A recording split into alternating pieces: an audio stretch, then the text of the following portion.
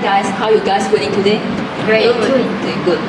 Today we are going to discuss about the factor that cause crimes in young generations. Have you guys heard about the news that a 14 years old schoolboy was trusted with the murder of the 16 years old schoolgirls in Selangor? Yeah, it's quite popular. I'm sure this news shocked everyone. For my point, the major factor that influenced teen crimes is family issues. When the teenager grow up in a home filled with conflicts, and harsh parenting or lack of supervision, they may develop the anger, stress, and emotional instability. Without proper guidance and emotional support from their families or parents, some teenagers may struggle to control their emotions and make poor decisions.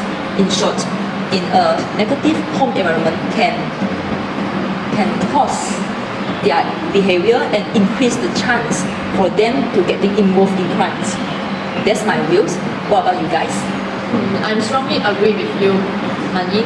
Based on my previous experience in my parents' convenience store, I often see people taking the things without paying. They bending the rules, and the children may follow or copy their parents' action because they may just think the action is acceptable or normal. That's my view. Anyone want to share the opinion? I agree with both of you. I believe that the surroundings, the environment do shape the personality of an individual. Like for example, if they grow up in a harsh environment, violence is going to be the only thing they're familiar with. And since we're talking about influence, I believe that friends play a major role in causing young adults to commit crimes as well. Because young adults often follow the actions of their friends and they tend to follow majority rule as well. Like for example, if the majority decides that they want to commit crimes, the minority have no choice but to follow as well, even if it clashes with their moral value, because they don't want to be left out by their friends, they don't want to be singled out. What do you guys think? Exactly, I agree with you, Yanni. Also, young people who are in school and university, they tend to spend more time with their friends rather than their family. So it is very easy for them to be influenced by their circle of friends, even though they come from well-behaved family. Also, I would like to add that social media is also another factor that causes crime in young people, because social media exposes them to the illegal and harmful content that they can easily imitate it, because there's no censorship and they can access it as long as they have internet connection. For example, kids who watch prank content regularly, it will lead them to believe that the bullying behavior is acceptable and just a normal job. Eventually, they will try to recreate it to gain attention without thinking about the consequence of their actions. So that's all from me. What do you guys think about this? I'm sorry that I need to disagree with your point about social media. From my point of view, there are many Australian families that the parents may control and limit their children's phone use. So the social media is not the main influence for me. These teenagers may more affected by the pressures at home rather than what they are seeing online. That's my view.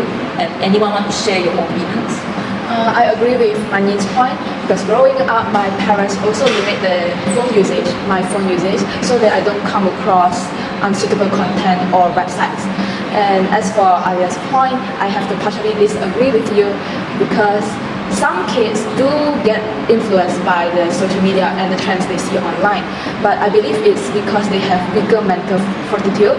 And as for the kids who are more mature, I believe they can differentiate between what's good and what's bad, and they can decide whether to follow or not, so that this will reduce them committing crimes.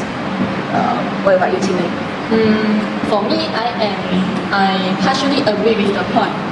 Yes, social media can influence the behavior of teenagers, but it usually amplifies the behavior that are already exist rather than creating it. For example, the teens with aggressive or impulsive traits are more able to expose to by the risky content online.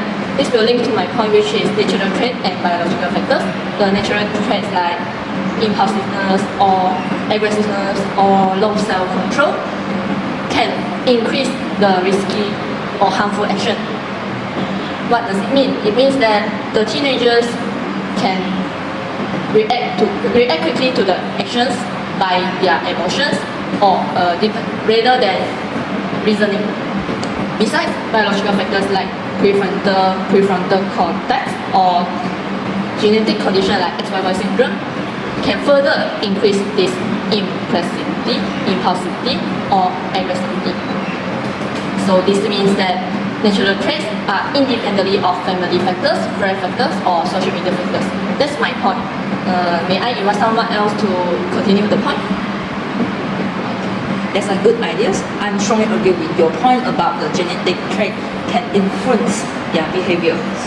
As from my previous experience as a daycare teacher, I once took care of a student with XYY syndrome. His behavior was naturally more aggressive toward everyone, even his own parents. The behavior did not come from the family issue or the friend influence. It was like something struggling with internationally because of the genetic conditions. Yes, I've done with my points. How about you guys? I'll have to disagree with both of you because I believe that no one else is naturally born bad, even if they're born rude, aggressive, like that, impulsive. I believe it just stems from everyone else being different. So I believe that with time and patience, their family or their close relative can correct their behaviors so that it does not causes them to commit crimes or become criminals in the future. So anybody wants to disagree? I disagree with you. Teenagers may influenced by their parents, yes, but not all of them follow this way. Some of them resist to the guidance, or they still make the poor choices despite patient parenting.